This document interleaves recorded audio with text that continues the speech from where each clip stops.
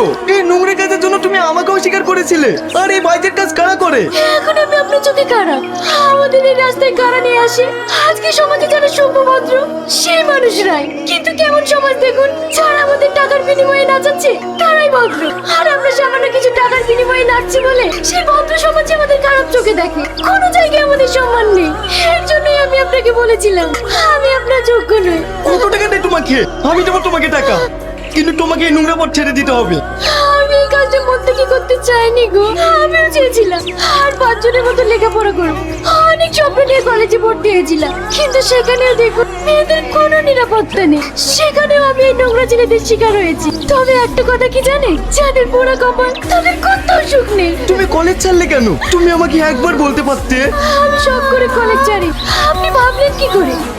তুই কাজ যাচ্ছিস না কেন? আজ 5 দিন জ্বর এসে